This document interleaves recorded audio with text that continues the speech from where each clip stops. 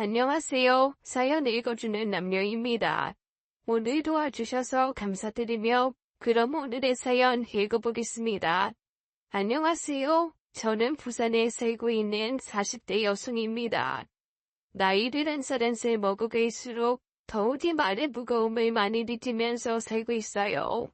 그만큼 생각도 많아진 것 같고 나이 값을 제대로 하고 있는 것 같다랄까요. 제가 그저 매일만 차를 뿐인 그런 분을 겪어봤거든요. 그저 말로만 그때뿐인 그런 류의 사람 말이죠. 그래서 그게 반면교사가 되어서 그런 건지 어쩐 건지 그 누구보다 그냥 하는 말은 절대 안 해요. 언제 밥 한 번 먹자, 언제 이러자 저러자 이런 시덥잖은 말은 그냥 하지 않습니다. 어쩌면 너무 진지하고 재미없는 사람처럼 비춰 보일지도 모르겠네요. 차라리 말감 못하는 사람보다는 재미없는 사람 하는 게 속은 편한 것 같아요. 나이를 먹고 나이 값을 해야겠다고 느낄 쯤부터일까요? 인생의 굴곡이 줄어들고 요즘같이 이제야 좀 살만하다 싶은 데가 없어요. 그렇게 여유를 찾아가다 보니 이렇게 제 사연엔 조심스레 꺼내는 여유도 생겼습니다. 이전에는 하루 종일 입에 거미줄이라도 쳐지겠다 싶을 만큼 한마디도 안 하는 날이 많았어요. 그런데 요즘엔 적어도 날씨 좋다로 시작해서 밥이 맛있었다 이 정도로 감정 표현을 하고 삽니다. 그렇다는 게 살만해졌다는 거잖아요. 적어도 제가 태어나서 성인이 되기까지는 인생에 아무 사건이 없었습니다. 그때까지는 누구 앞에서 한탄할 만한 정도의 인생사도 없었고 그저 평범하고 여유 있게 살아왔죠. 하지만 어느 집에나 문제라기보다는 슬픈 일이 몇 번씩 일어나잖아요. 고난 하나 없고 걱정 없던 저희 집안에도 아주 큰 슬픔이 찾아왔습니다. 제 위로 3살 차가 나는 저의 사랑하는 언니가 백혈병에 걸려서 투병을 하게 되었습니다. 그때는 그 병이 정확히 뭔지도 몰랐고 그저 죽는 병인 건가 싶었어요. 하지만 그저 불쌍하게 죽는 병이 아니라 죽어가는 병이었습니다. 그것도 온 가족에게 슬픔을 쌓아주고 야금야금 돈을 쓸어가는 몹쓸 병이었죠. 그 당시 어머니는 학교 선생님을, 아버지는 연구원이셨어요. 부족할 수가 없는 집안이죠. 그런데 아픈 언니로 인해 어머니는 바로 교직을 내려오셨습니다. 그리고 아버지도 언니가 언제 갈지 모른다는 생각에 조금이라도 더 곁에 있어주려고 휴가를 반복해서 사용했었어요. 가족 모두가 언니만 바라볼 뿐 냉정하게 말해서 경제적 대비를 전혀 하지 않았던 것이죠. 돌이켜보니 한참 잘못된 게 맞는 것 같습니다. 저 또한 대학을 휴학하고 언니에게 매달려 있었어요. 통통하고 배고 늘 웃음이 넘치던 언니가 점점 말라가고 웃음이 사라지는 걸 보면서 도저히 제 생활이 이어나가기가 힘들었거든요. 그러다가 집이 좀 흔들리는 것 같다라고 느끼게 된 것은 아버지께서 집을 옮겨야 되겠다고 하시던 날이었어요. 우리 이 집을 내놨어. 네 언니 병원 가까이로 오를 겸 겸사겸사해서 이사해야 할 것 같다. 이사하는 집은 지금 집보다 조금 작아. 그러니 짐을 다 가져가지는 못하고 조금 줄여야 할 것 같다. 이번 달 안까지 병원 왔다 갔다 하면서 이 정리를 좀 하자. 그리고 막상 이사를 하고 보니 더욱더 현실이 보였습니다.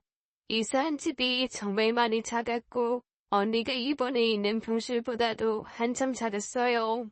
그리고 이사한 집과 언니의 병실 크기를 가늠할 때쯤 언니가 세상을 떠났습니다. 제 인생에서 가장 후회되라는 말이 있다면 언니가 죽기 일주일 전 그 말이었어요. 우리 이사했어. 그런데 여기 언니 병실보다 작아. 굉장하지? 집이 많이 힘든 것 같은데 엄마나 아빠가 내색을 안 해. 만약에 이사를 안 했다면 나도 몰랐을 뻔했어. 우리 부모님이 그런 사람들이야 언니. 엄청 강해. 힘들어도 철저히 내색 한 번을 안 할 만큼. 그러니까 언니도 좀 더 버텨. 그리고 더 건강해져. 부모님처럼. 그럼 지금 내가 제일 편한 상태네. 우리 네 가족 집만한 병실에서 호사를 누리고 있으니 너무 걱정하지 마. 다시 원래 집으로 이사할 수 있을 거야. 부모님도 강하지만 나도 강하잖아.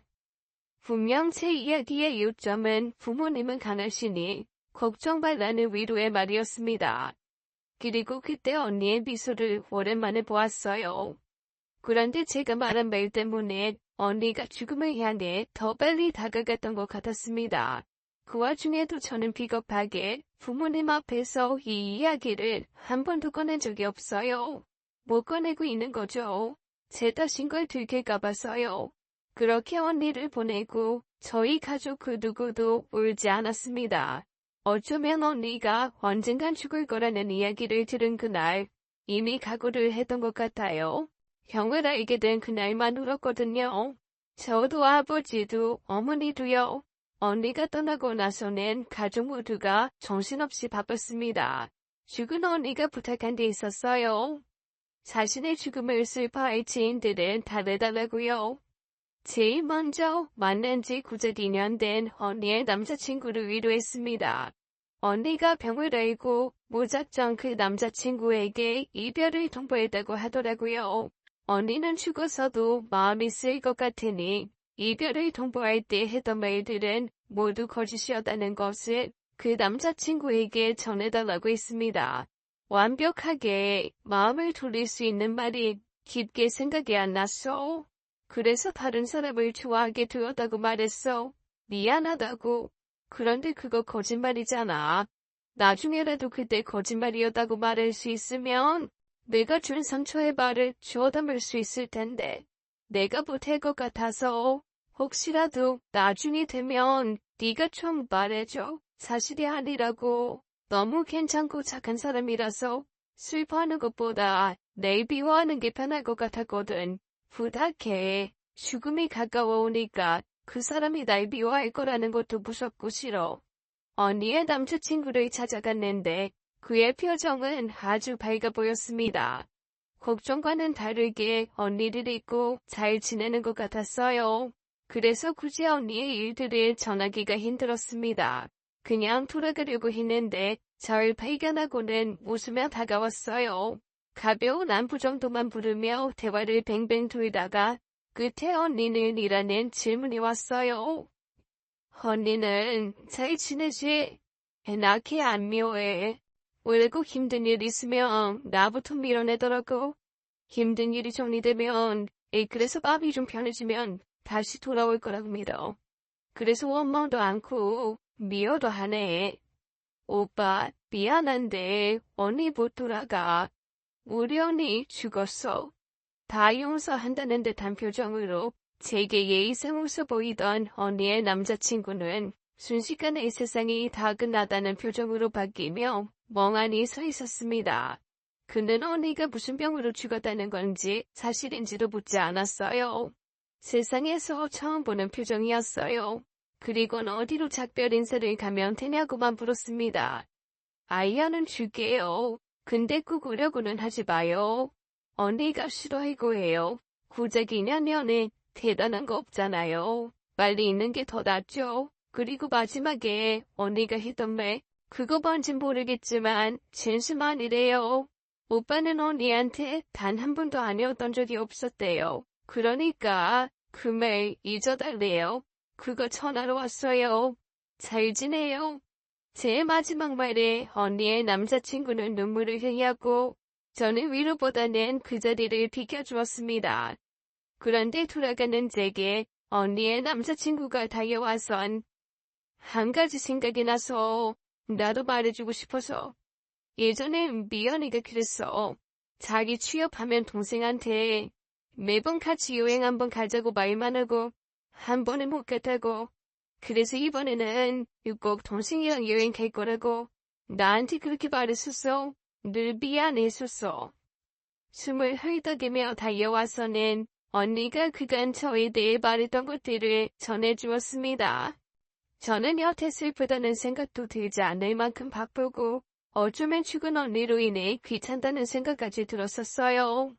그 말에 저도 모르게 가슴이 무너져 내리면서 언니를 보내고 처음으로 펑펑 울었습니다.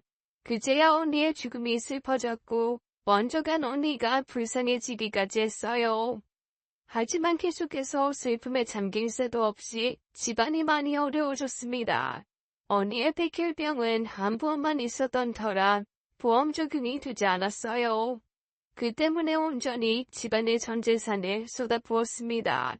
그래서 정말 말 그대로 집이 한순간에 빈털터리가 되어 있었어요. 그나마 친척들의 도움을 받아 집 하나는 건질 수 있었죠. 저는 외할머니의 유일한 재산이었던 조그마한 땅은 급하게 판 돈으로 대학을 졸업했어요. 그래서 그 누구보다 취업에 절실했었습니다. 미친 듯이 취업에 열중했고 겨우 대학 졸업 전에 취업을 할 수 있었어요. 그리 좋은 회사는 아니었지만 무조건 취업이 돼야만 했던 저로서는 나름 만족은 되는 회사였죠. 그런데 제가 회사 생활을 막 시작하던 시점에 엄마가 병을 얻으셨어요. 엄마는 언니를 신경 쓰느라 본인의 몸은 많이 신경 쓰지 않으셨는지 위암에 걸리셨죠. 언니와는 달리 엄마의 병으로 인해 금전적으로 어렵진 않았습니다. 하지만 어렵게 다시 꾸지게 복귀했던 엄마는 바로 일을 그만두셔야만 했습니다. 아버지는 언니를 잃은 슬픔에 정신과 약에 의존하게 되었어요. 그래서 회사에 복귀하지 못하시고 엄마와 제가 직장 생활을 하고 있었습니다. 엄마마저 일을 그만두시면서 제가 저희 집의 실질적 가장이 되어버린 거죠. 그래서 저는 취업하고 더욱 열심히 일하고 정신없이 살았습니다. 우리 가족이 빨리 안정을 찾고 엄마가 건강해지셨으면 좋겠다라는 생각만 하며 살았어요. 고생이라는 생각이 들지는 않았습니다. 제가 근무하는 회사에서도 나름 적응이 잘 되었어요. 특히나 제 상사였던 지금의 남편, 신입사원으로 일하랴 집안일로 이것저것 신경 쓰랴 힘들었던 제게 큰 의지가 되었어요. 회사에서 만난 남편은 저보다 나이가 15이 많았습니다. 하지만 나이에 비해 중후한 느낌이 없었고 세련되게 사는 사람이구나 그 정도로 인식하고 있었습니다.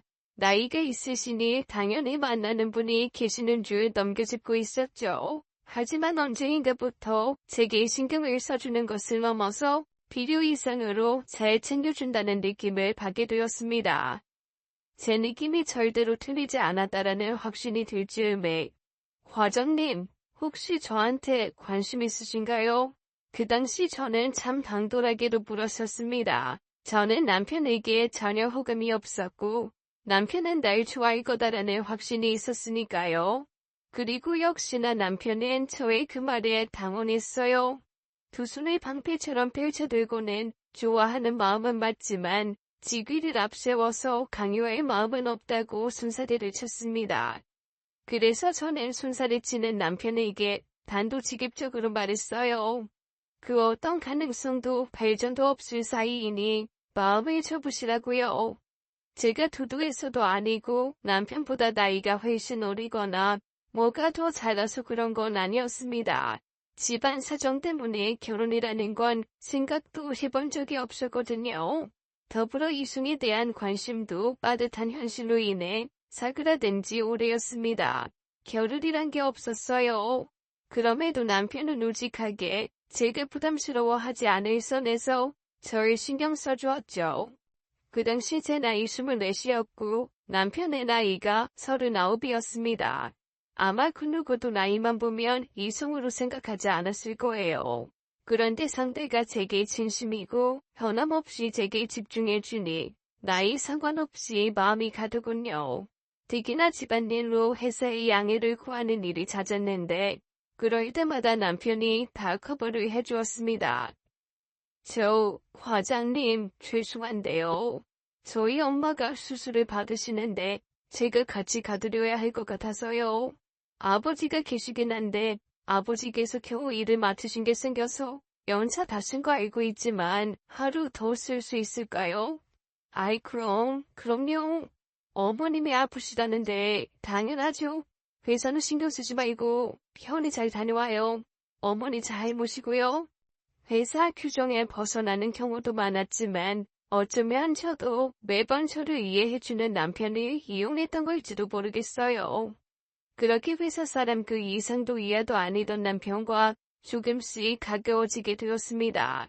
그러면서 저는 그에게 처음부터 집안 사정을 다 오픈했어요. 정말 집안 사정이 좋지 않고 나와 다른 가족들이 죽어라 애를 써도 언제 괜찮아질지는 모르겠다고 말이죠. 그러자 남편은 저의 그런 말들에 아무 상관없다고만 했습니다. 그냥 말로만 하는 소리가 아니라 제가 아무것도 없는 거지이건 문제 많은 사람이건 걸림돌이 되고 하나 없다면서요. 다만 자신이 조금만 더 있으면 마흔이 넘고 또 총각딱지를 달고 있으니까 집에 인사 한 번만 가달라고 했습니다.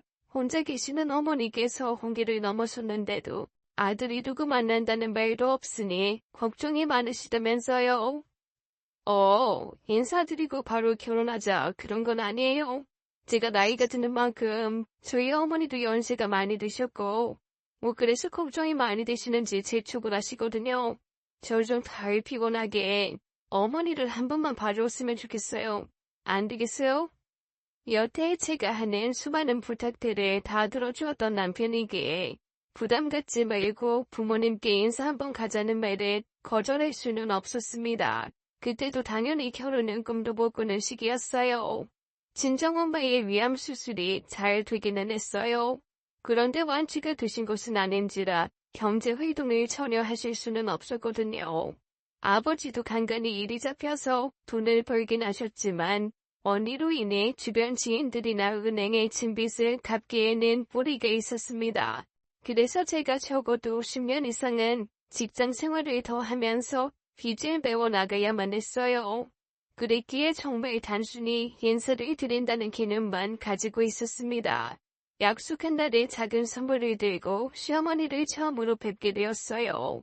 남편과는 분위기가 많이 다르셨지만 그래도 남편 못지않게 다정한 태도를 보이셨습니다. 하지만 그저 단순히 인사만 드리는 자리라기엔 분위기가 이상하게 흘러갔어요. 우리 애가 이제 마흔이야 마흔. 옛날 같으면 자식 다 키워놨을 나이인데 이렇게 연애만 하고 있으니 요즘은 또 옛날이랑 다르게 남자보다는 여자 쪽이 마음을 먹어야 결혼도 되는 거더라고.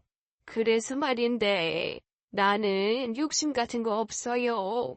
그저 우리 집에 섹시만 몸만 딱 들어와서 살면 된다니까. 예물이고 혼수고 그런 거 다 필요가 없다니까. 어차피 내 며느리 들어오면 1억 천금 풀어올 게 없는데 그게 뭔 소용이래. 그러니까 사정이고 뭐고 생각 말고 결혼하는 거 어떨까? 뭐하러 시간을 질질 끌어서 이내 받다가 다른 애 상견례하고 뭐하러 그렇게 하겠어. 그게 다 시간 낭비고 세월 낭비지. 안 그래요? 우리 며느님이야 나이가 한창 어리고 하니까 여유가 있겠지만 우리 쪽은 안 그러니까. 하지만 남편은 그런 시어머니의 말씀에도 아무 동료가 없었습니다. 내심 남편도 결혼을 서두르고 싶었던 거였죠. 그래서 저는 그 상황만 무마하려고 그저 고개만 끄덕였습니다. 그렇게 숨막히는 인사가 끝이 나고서 남편이 저를 데려다주며 겨우 이야기를 꺼내더군요. 시어머니 말씀 하나 드는 게 없다고. 그래서 본인도 예전부터 그렇게 말하고 싶었다면서요. 그리고 추가로 저희 집 경제 사정은 생각할 거 없다고 말했습니다. 그런 건 자기 집에서 다 이해를 해줄 거라고 말이죠. 당신은 집안 사정이 안 좋고 결혼 준비할 여유도 없다고 했지만 나는 우리 어머니 말대로 진짜 더는 미룰 수가 없어. 30대랑 40대는 천지 차이잖아. 그리고 내 위로 형 둘도 다들 일찌감치 결혼해서 조카들도 대학생이거든. 아마 당신이랑 나이 차도 얼마 안 날 거야. 그러니 우리 엄마한테 나는 해물단지야. 빨리 치워버리고 싶은. 당신이 나 좀 구제해주면 안 될까? 아까 우리 엄마가 말한 것처럼 당신은 진짜 몸만 오면 돼. 남편은 제게 거의 매달리다시피 결혼을 서두르자 말했습니다. 집안 사정이 걱정되긴 했지만 그 분위기에서 남편의 말을 거절하면 영영 헤어질 것 같았어요. 그래서 이전처럼 냉정하게 거절할 수가 없었습니다. 조금만 생각할 시간을 달라고 말했어요. 제가 누군가를 만나고 있다고 알지도 못하고 계신 부모님께 설명을 드릴 시간도 필요했습니다. 만난 지는 꽤 오래됐어. 그 사람이랑 알고 지낸 지는 훨씬 더 오래되었고, 그래서 어떤 사람인지는 내가 제일 잘 알아. 우리 집 어수선하고, 엄마도 아팠고, 아빠도 힘드셨으니까, 내색은 안 했었지만, 그 사람 나이가 꽤 있어서, 그쪽 집에서 결혼을 서둘러 내가 계속 내 입장만 앞세워서 미루기는 더는 힘들 것 같아. 나 결혼해야 할 것 같아, 엄마 아빠. 그쪽에서 우리가 금전적으로 부담 가질 필요는 없다고 하셨어. 알아서 다 준비해주겠다고. 정말 몸만 오라고 하셨고. 그러자 제 말에 엄마가 막으며 말했습니다. 그거야 말이 쉽지. 그 말대로 되겠어? 아쉬운 결혼 안 된다고. 사람들이 떠들어대는 데는 다 이유가 있어. 그냥 남 걱정에 나온 말이 아니야. 지금이야 다 괜찮다고 하지만 사람 마음 하루에도 12번씩 바뀌어. 지금이야 다 좋으니까 괜찮겠지만 나중에는 아닐 수 있다고. 형편 맞춰서 결혼하는 것도 다 그런 이유 때문이고 너 막내 고모 결혼할 때 못 봤어? 신랑 쪽 집안이 키운다고 그때 말 많았었잖아. 그때 어렸던 것까지도 다 알고 있잖아. 난 허락 못하겠다. 우리가 잘나서도 네가 어려서 아까워서도 아니고 우리가 많이 부족하고 준비가 안 돼서 안 되겠어. 난 못해. 어머니의 단호한 반대에 바로 아버지를 쳐다보자 아버지도 고개를 졸래졸래 흔드셨습니다. 사실 그때 저희 집안은 아쉬울 게 없었어요. 전 고작 25이었고 결혼이 급한 나이도 아니었죠. 그리고 저도 부모님이 반대하시는 결혼, 무교서까지 하고 싶지 않았습니다. 그간 저희 집에 힘든 일이 연속으로 있다 보니 제 결혼 문제로까지 부모님을 또 힘들게 해드리고 싶지가 않았어요. 그래서 다음날 남편에게 결혼이 많이 급하고 중요하다면 헤어지는 것이 좋겠다고 말했습니다. 남편의 사랑하지 않아서가 아니라 언제 제가 준비가 될지 몰라서 미안한 마음에 꺼낸 거절이었어요. 그러자 남편은 본인이 저희 부모님을 설득해보겠다고 말했습니다. 내가 해볼게. 그저 말뿐이 아니라 정말 당신만 있으면 된다고. 돈 끝까지 있고 이미 나는 11년 전에 다 준비되어 있었어. 결혼이라는 게 무슨 재산 나누는 일도 아니고 준비된 쪽에서 많이 할 수 있는 거 아니야? 그러니까 내가 당신 부모님을 뵙고 잘 말씀드려볼게. 아이 제발 만나서 설명드릴 기회라도 줘. 결국에는 남편이 저희 집으로 찾아왔어요. 그런데 시어머니와 함께 왔죠. 본의 아니게 상견례 자리가 만들어져 버렸습니다. 시어머니께서는 제게 지어주셨던 다정한 표정 그대로 저희 부모님께 말씀하셨어요. 좋은 남녀 짝 지어주는데 사정이 뭔 소용이고 재산이 다 뭔 소용입니까? 안 그럽니까 사돈? 저는 나이도 많고 좀 있으면 죽을 건데 며느리 집안 사정 좀 부족한 거 아무 소용없습니다. 아무 상관없어요. 진짜로 몸만 오면 됩니다. 돈이 뭔 소용입니까? 죽으면 지구 가지도 못하는데요. 그러니까 제 말은 제가 죽을 날이 가까우니까 그런 걸로 신경 쓰고 시집살이 시킬 늙은이가 아니라고 안심시켜드리는 겁니다, 사돈. 그러니까 조금 더 아량을 베푸셔서 우리 아들 좀 구제해 주시죠. 저는 정말 많은 거 바라는 거 하나 없습니다. 저 죽기 전에 내 남은 아들 결혼시키고 그 아들이 손주까지 낳는 것까지 보면 정말 바랄 게 하나도 없어요, 저는.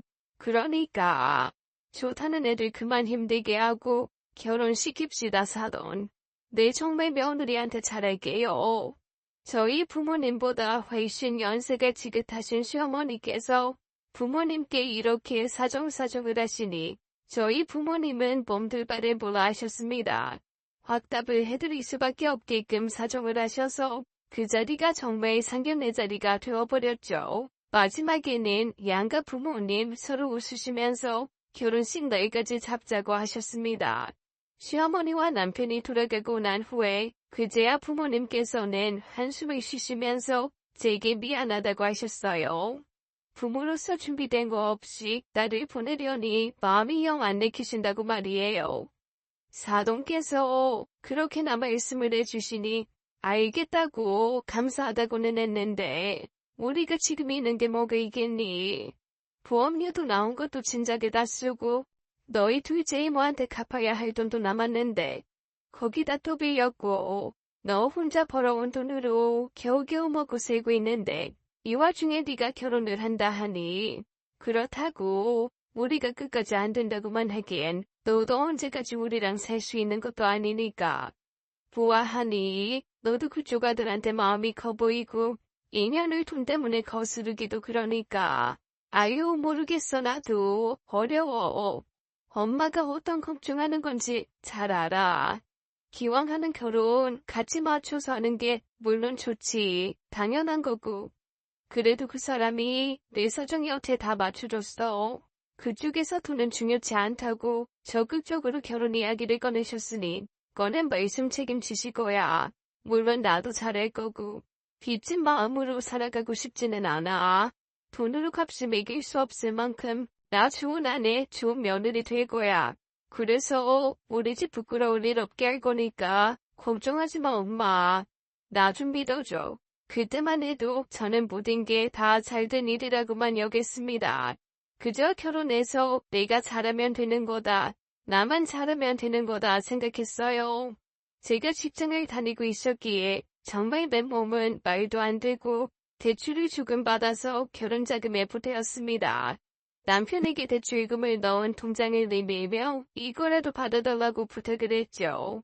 남편은 정말 수저 한 벌만 들고 와도 상관없다고 한사코 말했어요. 하지만 저는 끝끝내 통장을 받게 했습니다. 그렇게라도 하지 않으면 저도 마음이 너무 안 좋았으니까요. 하지만 저의 보탬이 참 무색할 만큼 남편 쪽에서는 결혼을 정말 성대하게 준비했더라고요. 한눈에 봐도 비싸 보였던 웨딩드레스에 으리으리했던 식장, 그리고 너무나 고급스러워 보였던 음식들까지. 아무리 몰라도 제가 보탠 돈은 일부도 도움이 되지 않았으리라고 확인할 수 있었어요. 결혼식에 왔던 제 지인들과 친구들은 감탄을 금하지 못했습니다. 야, 너 결혼식 진짜 대박이다. 나는 처음에 네 결혼 아닌 줄 알았잖아. 무슨 대단한 유명인이 오늘 같은 직장에서 결혼을 하나 해서 다시 나가서 네 이름까지 몇 번이나 봤다니까. 웬일이야. 너 몇 해 전만 해도 힘들다고 어렵다고 해서 나 축의금도 많이 했는데 안 되겠어. 부로 가져와야겠다. 야, 내가 지금 누굴 동정하니? 내 처지가 더 쓸쓸한데. 너네 시댁 장난 아닌가 봐. 돈이 엄청 많은가 봐. 솔직히 말해봐. 너는 얼마나 버텼어? 응? 그러니까 말이야. 너 완전 신데렐라 된 거 아니야? 네 신랑 나이 많대서 무슨 아저씨랑 결혼하는 건가 했는데 그 정도는 아니더라. 멋지던데? 그리고 이 정도까지 해주는데 좀 닮았지면 어떠냐? 내 남자친구는 벌써부터 나보고 혼수 더 하라고 난리야. 고딱지만한 집 자기가 장만할 테니 나보고 가구며 차, 시댁에 보낼 예물까지 다 신경 쓰라고 엄청 압박 준다고. 넌 좋겠다. 이렇게 대단한 남편을 만나서 부럽다 야. 속사정 잘 모르는 친구들이야 그저 겉모습에 부러워들었습니다. 하지만 반대로 그 결혼이 어떻게 한 결혼인지 뻔히 잘 알고 있던 친척들과 가까운 지인들은 걱정이 앞서 보였죠. 이런 거 결국에는 다 빚이야. 아무리 다 털어놓고 사는 부부여도 말이지. 나중 되면 발 나올 거 분명하다고. 예물 운수 가지고 싸우고 이혼한다는 집안들이 못 사는 집안들인 것 같지? 아니야. 다들 어느 정도 살고 문제도 없는 집안이라고. 이런 작은 걸로 나중에 문제되고 싸우고 하는 거라고들. 나는 이상하게 이렇게 좋은 식장이 불안하다. 초조해. 이것들 나중에 어찌 갚을꼬. 아무리 네가 시집가서 잘해도 모르는 거야. 결혼생활 기한 주고 편하게 하려면 아무리 부부 사이여도 갚아라. 고. 그리고 부모님께서도 행복해야 할 결혼식 날에 별로 기분이 좋지 않아 보이셨습니다. 많이 부담스러워 하셨죠?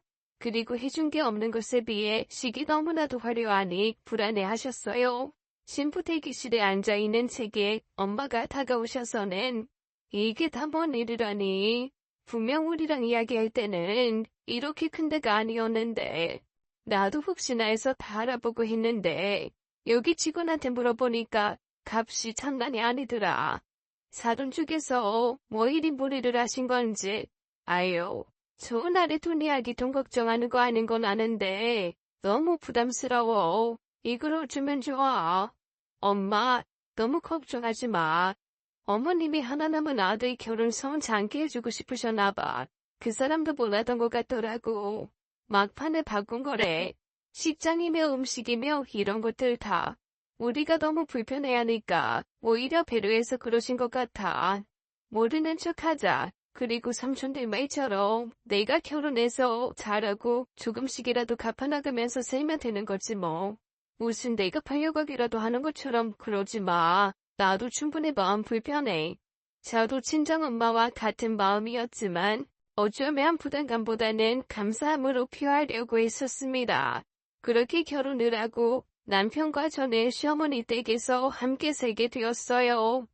충분히 분가해서 집을 마련해주겠다고 하셨지만 같이 살면서 정을 붙이고 어머님을 챙겨드리는 것이 제가 더 노력하는 모습을 보일 수 있는 것이라고 여겼습니다. 그런데 이미 결혼을 할 때부터 제가 신세를 지고 하는 거라고 생각하고 시작했던 것이 잘못이었던 것 같아요. 그렇게 시댁살이가 시작되었습니다. 제가 염려했던 것보다도 시어머니께서는 저를 더 많이 챙겨주셨어요. 시어머니께서는 연세가 많이 있으심에도 제 예상과는 달리 많이 청정하셨고 관리를 잘하셔서 건강하셨죠. 그래서 저희 부모님보다도 더 외부 활동이 잦으셨습니다. 친구분들도 자주 만나시고 취미활동도 여러 가지 가지고 계셨어요. 저는 그런 모습이 정말 좋아 보였습니다. 결혼 전에는 집이 한순간 어려워지면서 늘 일에 쪄들어 병에 힘들어하는 부모님의 모습만 봐왔었죠. 그런데 시어머님처럼 근심 걱정 없이 여가 활동하시는 노년의 모습을 보니 좋았습니다. 우리 부모님도 나중에 저렇게 사시면 얼마나 좋을까라는 바람도 해보았죠. 그 정도로 시어머니께서는 일반적인 시어머니들과는 다르다고 생각했습니다. 아주 여유있고 가치관이 뚜렷하신 분이라고 생각했죠. 게다가 시어머니께서는 남편과 같이 회사 생활을 하는 저를 끔찍히 챙겨주셨어요.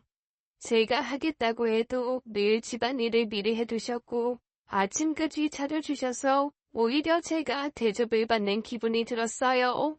아가, 너는 여기가 네 집이다 하고 생각하면 되는 거야.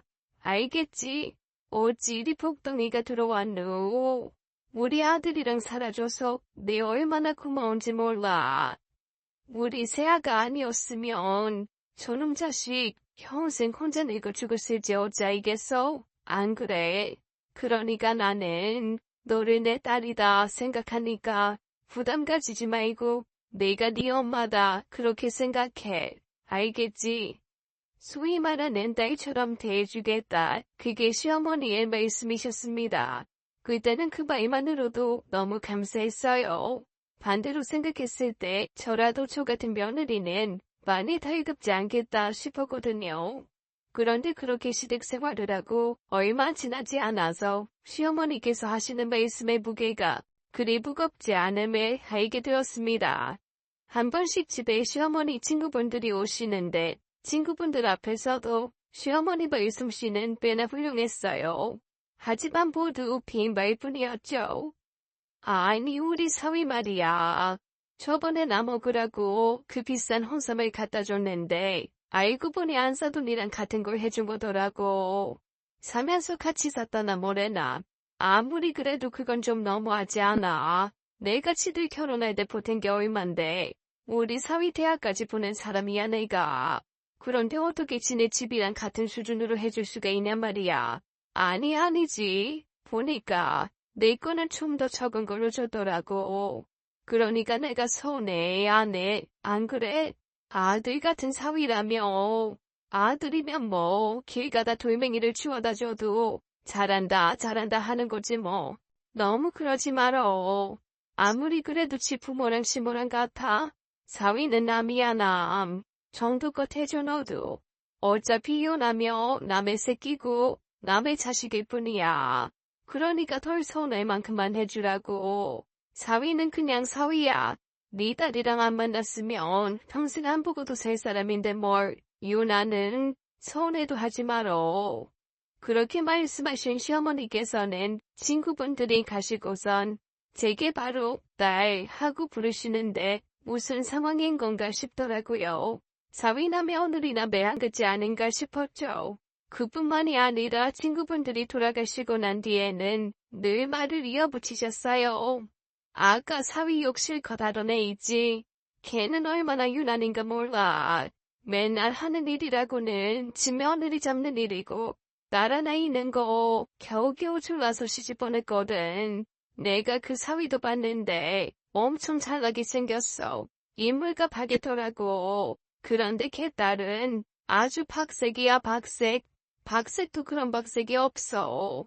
못난 딸 데려가줬으면 사위를 떠받들어주지는 못할 망정 뭐가 어쩌고 저쩌고 하여튼 사람이 그렇게 욕심을 부리면 안 되는 건데 말이야. 그렇지 아가. 적어도 나처럼 사람이 앞뒤가 맞아야지. 아까같이 우리 집에 와서 욕 실컷 하고 가서는 지 사위 이쁘다고 할 거다 아마. 앞에서는 한마디도 못해. 지 딸 수방 맞을까 봐서. 어쩌겠어. 아쉬운 쪽이 잘해야지. 내가 너한테 절절 매는 것처럼. 시어머니의 말씀에는 제 귀를 거슬리게 하는 날카로운 뼈가 있었습니다. 처음엔 솔직하셔서 차라리 그렇게 말씀해 주시는 게 낫겠다 싶었는데 그게 나중에는 쌓이면서 너무 불편해지기 시작했어요. 그런데 시어머니께서는 그렇게 돌려 말씀하시는 걸 넘어서서 점점 눈치까지 주기 시작하셨습니다. 아주버님 두 분과 형님이 시댁에 방문한 날 다같이 식사를 하는 자리에서 시어머니께서 아주버님들 결혼식 때 이야기를 추억처럼 꺼내신 적이 있었어요. 거기까지는 정말 괜찮았습니다. 그런데 나중에는 슬쩍 저희 집안 이야기로 빠지기 시작하셨죠. 제가 너무 기울어서 돈 주고 데려왔다는 식으로 말씀하시기 시작하셨어요. 우리 아들이 나이만 조금만 적었어도 말이지. 이 집 저 집에서 데려가려고 나이였을 텐데 말이야. 이래서 사람이 제값이라는 게 있는 모양이야. 그렇게 치면 우리 며느리는 아주 제대로 제값 받을 때 모셔온 거지 우리가. 안 그러니? 저 형편의 저 집안에 나이만 안 어렸으면 누가 취급이나 해줬겠냐 말이야. 우리나 되니까. 우리가 아쉬우니까. 영부영 돈 다 내고 데려온 거지. 다른 집 같았으면 절대로 그렇게 못해. 어디 요즘 세상에 뭐만 오는 게 가당키나 하간. 그렇지 얘들아. 그 자리에 계셨던 아주버님과 형님들께서는 제 눈치를 보며 그저 시어머니 장단을 맞춰주셨습니다. 저를 무시해서라기보다는 시어머니 성격과 말투가 원래 그럼을 알고 있기에 그 순간만 넘어가려고 그러셨던 듯 했어요. 식사가 끝이 나고 둘째 형님이 제게 와서 너무 신경 쓰지 마. 그냥 한 귀로 듣고 한 귀로 외워. 그게 속편해. 어머님 말 그거 하루 이틀 하시는 거 아니야. 그리고 어머님 너무 믿지도 마. 기분에 취하셔서 뭐든 다 해주시겠다고 하시는 것도 믿으면 안 돼. 뭐든 그때뿐이셔. 아까 하신 말도 너무 신경 쓰지 말고. 우리는 그렇게 생각 안 해. 자네가 와서 너무 좋은 걸. 그리고 막내 서방님 성격 엄청 신중하잖아. 그래서 난 자네가 좋은 사람이란 거 알아. 우리 결혼할 때도 막내 서방님이 많이 도와주고 축하해줬었거든. 그러니까 혹시 살면서 힘들거나 한 일 있으면 나한테 연락해. 뭐든 도움되는 건 다 도와줄게. 나 시집 왔을 때도 첫째 형님이 많이 알려주고 도와주셨어. 우리 집도 많이 힘들 때 내가 시집 왔거든. 둘째 형님은 뭔가 말을 아끼시며 최대한 무슨 일이 생기면 본인에게 연락하라 말했습니다. 그래도 다행히 형님들이 다 좋으신 분이시구나 그렇게만 생각했죠. 앞으로 제가 시어머니 때문에 힘들어질 거라는 생각은 조금도 하지 못했습니다. 결혼하고 얼마 지나지 않아서 저희는 아이가 생겼고 배가 불러올 때까지 최대한 버티다 저는 취직을 하게 되었어요. 회사에 다닐 때까지만 해도 부모님께 생활비 명목으로 월급의 반 이상을 드렸어요. 물론 남편도 동의를 했고요. 시어머니께서도 그 사실을 알고 계셨습니다. 그리고 아이가 생겨서 제가 일을 그만두고 몇 달이 지나갈 즈음에 남편이 말했어요. 이제 우리 아이도 생기고 했으니까 이 적금을 2개 정도 더 만들어야겠어. 우리 엄마한테 드렸던 용돈도 좀 줄이고 말이야. 엄마가 이 돈을 너무 많이 써. 형들이랑 형수님들도 드리는 걸 알고 있는데 말이야. 낭비지 낭비. 그래야 처가에도 돈을 보내드릴 수 있잖아. 우리 부모님 이제 작은 가게 하나 차려서 시작하신다고 해요. 그러니까 친정은 너무 신경 쓰지 않아도 돼요. 그리고 나도 어느 정도 몸조리 끝나면 다시 일해야죠. 애 키우는데 한두 번 드는 것도 아니고. 이렇게 계속 당신 혼자 고생하는 거 보는 것도 마음이 불편해요. 남편은 그저 아이만 봐주고 제가 쉬길 바랐지만 제 마음은 그럴 수가 없었어요. 그때 당시 집안의 빚은 어느 정도 갚은 상태였지만 친정에 돈을 보내느라 저에겐 여유 자금이랄 게 없었거든요. 그리고 시어머니께서도 노골적으로 제게 눈치를 주신 적이 없었어요. 친정이 어느 정도 회복이 되었으니 그동안 감사함을 시어머니께 표현해드리고 싶었습니다. 그런데 그게 다 남편이 내색 한 번을 하지 않아서 편히 지냈었던 거였어요. 제가 모르게 남편이 시어머니 입단속을 시킨 것이었는지는 몰랐습니다. 남편은 시어머니의 용돈을 줄이고 저희 친정에 돈을 보내고 있었어요. 저는 물론 하나도 모르고 있었고 말이죠. 나중에야 친정엄마께서 말씀해 주셔서 알았습니다. 친정엄마께서도 제 이름으로 입금이 되어서 제가 보내온 줄 아셨다고 하더라고요. 한동안 시어머니 용돈이 반 이상 줄어버려서 어느샌가부터 시어머니께서 바깥 활동을 일절하지 않기 시작했습니다. 거의 집에 계시다 보니 제게 한두 마디씩 하시던 것이 저를 거의 붙잡아두고 말씀하시기 시작하셨어요. 처음에는 젊을 적에 어떻게 살았다라는 말을 해주셨는데 듣기에 불편하지는 않았습니다. 오히려 시어머니와의 대화할 시간이 들어서 좋았어요. 많이 고생하신 적이 있으셨구나. 남편을 그렇게 키우셨구나 하고요. 본받을 점이 참 많다고 생각했습니다. 그런데 점점 이야기가 다른 길로 빠지기 시작했어요. 돈 이야기가 대부분이 되어버리더군요. 너 시집오고 내가 피해보는 게 한두 가지가 아니라니까. 내가 왜 요새 집에만 있는지 아니? 우리 막내가 말이지. 내 용돈을 팍 줄여버렸어. 뭐 돈이 있어야 나가기도 하고 그런 거지. 늙으면 나가서 지금 낼 일들만 있는데 그런 내 용돈을 그렇게 줄여버리면 나보고 대체 무슨 악으로 살라고 그러는 건지 도통 모르겠네. 이래서 며느리가 수준이 맞게 들어와야 한다고들 하는 건가 싶고 아니면 혹시 네가 우리 아들 벌어온 돈 어디 딴 데 빼돌리기라도 하는 거니? 솔직히 말해서 네가 몸만 왔잖니. 그럼 양심적으로 네 남편이 벌어온 돈 쓸 자격은 없지 않겠어? 전에는 우리 막내가 안 그랬어.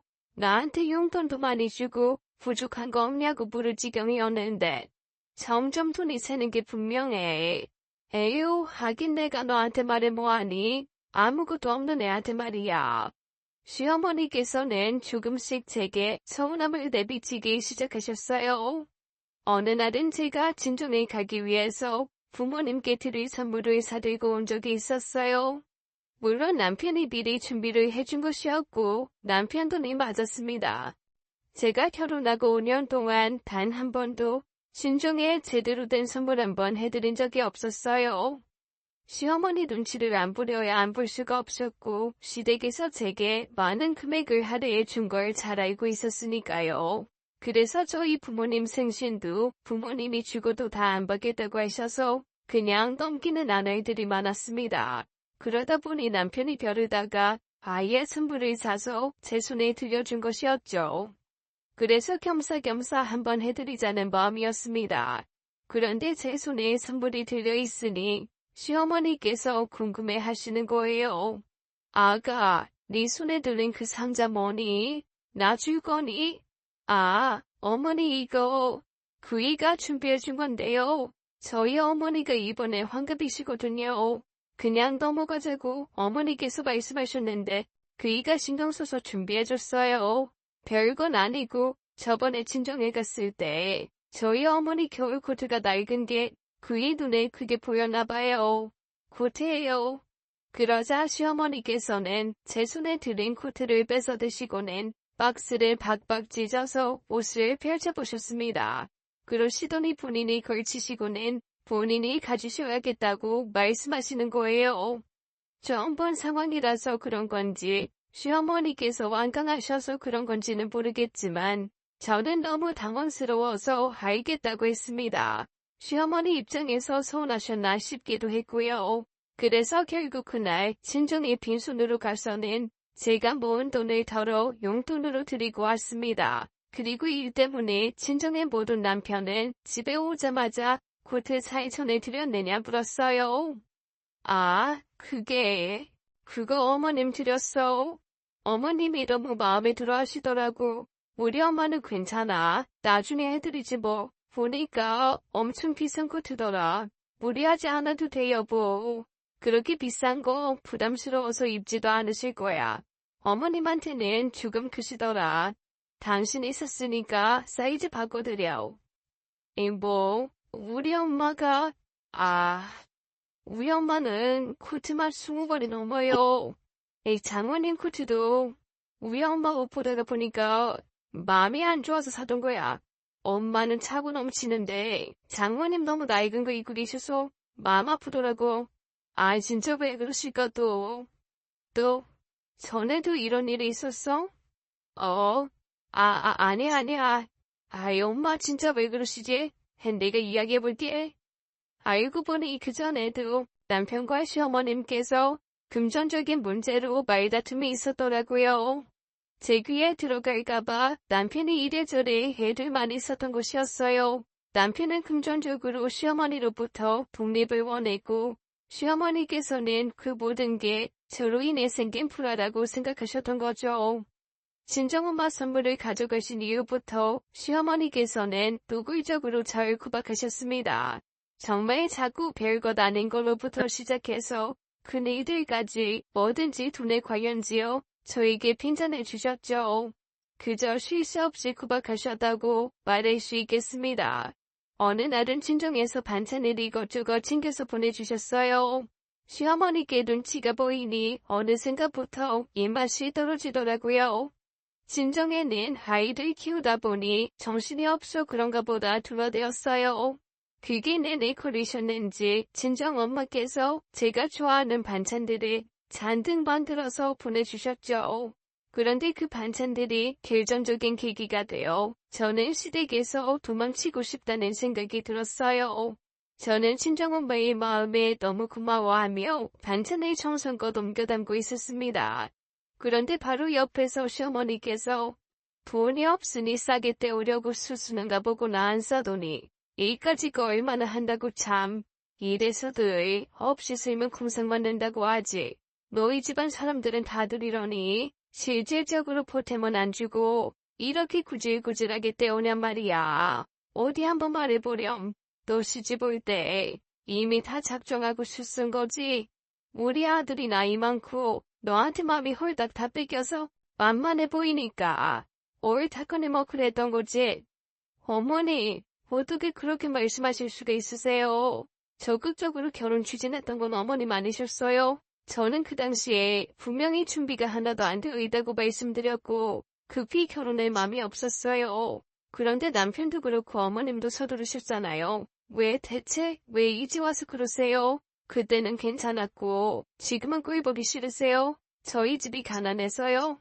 물론 많이 도와주셔서 저 내내 감사하고 살았어요. 그런데 저는 어머님 며느리이고 그 사람 아내이면서 가족이지 후원받은 사람이 아니잖아요. 저한테 들이신 돈 돌려받고 싶으시면 그렇게라도 할게요.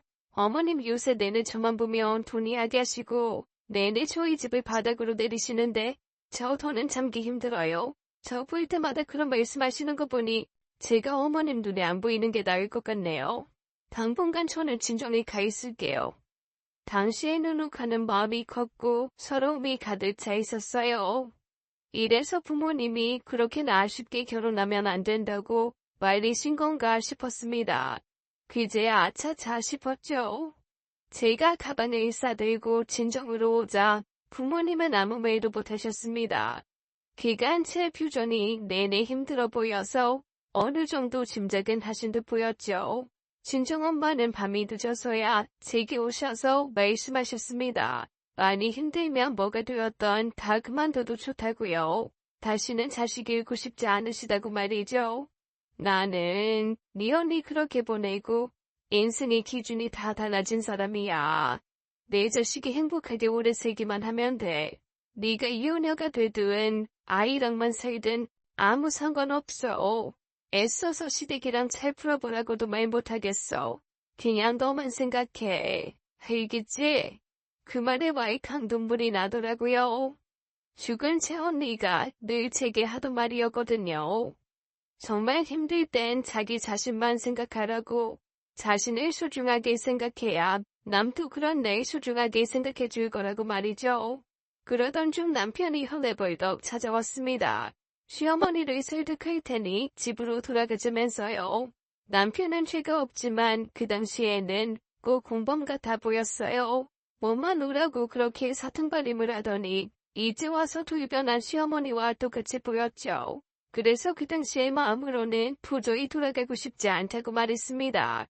지금 돌이켜 생각해보면 시어머니 문제 하나 때문만은 아니었던 것 같아요.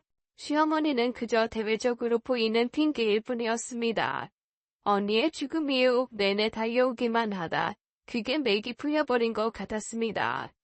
그래도 죽은 언니보다는 낫겠지라는 생각으로 달리고 또 달리다 결혼의 죽음은 한식처로 생각했었죠. 그런데 그마저도 마음이 안정되지 못한다는 생각에 좌절한 것 같아요. 시어머니의 잘못도 남편의 잘못도 아니고 그저 제 마음이 지칠 대로 지쳐있는 것이었습니다.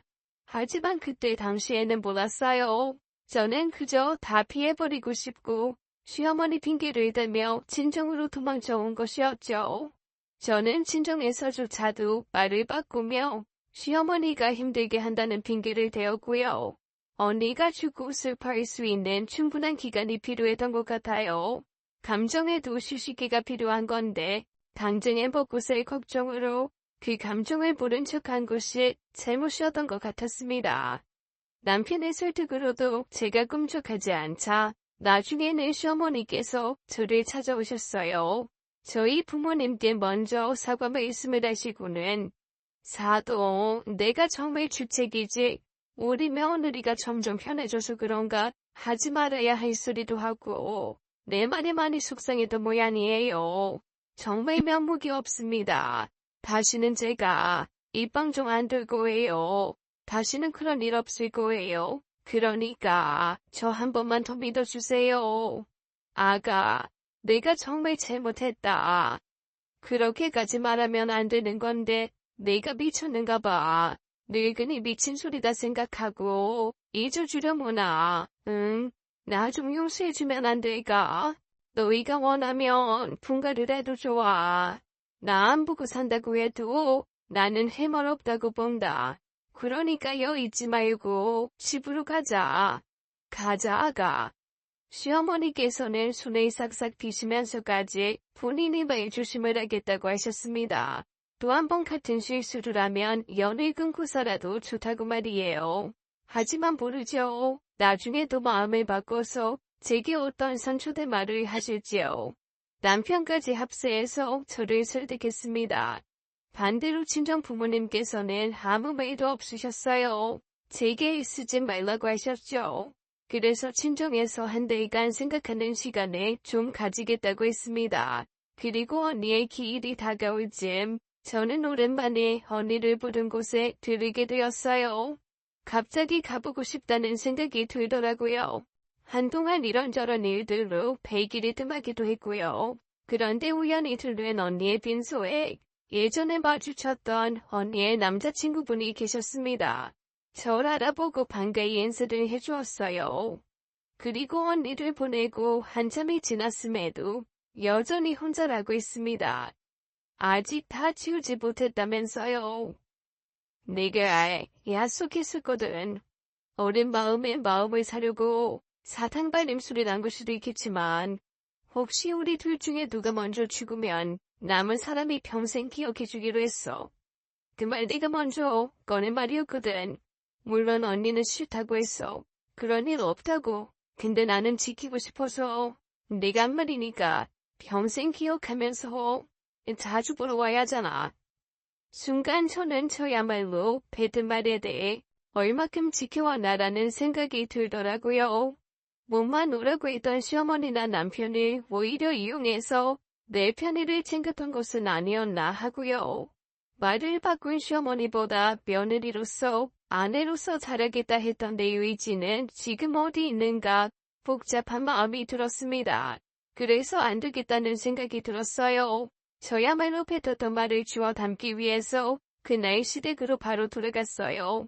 진정에는 잘 정리해보겠다고 말했고요. 시댁에 돌아가서 시어머니와 남편에게 남은 인생 제가 꼭 도움이 되는 순간이 올 거라고 꼭 금전적인 것을 떠나서 기다리고 저를 지켜봐달라고 말했습니다.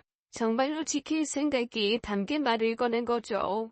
그러자 시어머니께서는 다시 한번 진정한 사과를 제게 해주셨고 남편 또한 이 모습을 보고 제게 핑긋 웃어주었어요. 그리고 저는 제가 뱉은 말들을 모조리 지켰습니다. 중소기업이었던 남편이 다니던 회사가 어려움이 왔고 나이가 있었던 남편이 정리가 되었어요. 그러면서 제가 시작했던 꽃꽂이 강사 일이 잘 되었고 제가 시댁 식구를 먹여 살릴 만한 위치로 자리 잡게 되었습니다. 그래서 시어머니께서는 저만한 며느리 없다면서 지난 날들을 곱씹으며 미안해 하신답니다. 사람 일 정말 어떻게 될지 모르는 것이고 목표와 노력이 있다면 안 될 건 없나 봐요. 그리고 금전적인 기준만 보고 살기에는 인생은 길잖아요. 저희 시어머니께서 제일 자주 하시는 말씀이 오래 살고 볼 일이라거든요.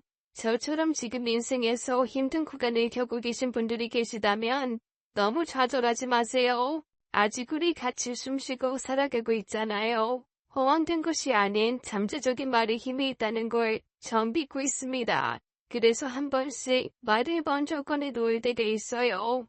나는 오늘도 행복하게 하루를 지낼 것이다. 난 부럽지 않게 보낼 것이다. 이렇게요. 난 불행과 고난도 행복으로 바꿀 수 있는 능력을 가진 대단한 사람이다. 입 밖으로 꺼내면 그 무게가 더 무거워지고 꼭 지키고 싶다는 마음까지 든답니다. 사연자분의 시어머니께서 변덕이 심한 사람인 것 같네요. 그래서 사연자분이 고생 좀 하신 것 같습니다. 지금은 꽃꽂이 사업에 잘 돼서 잘 살고 계시다니 참 다행이네요. 오늘도 끝까지 함께해 주신 여러분 감사드리며 저희는 다음 사연으로 돌아오겠습니다. 감사합니다.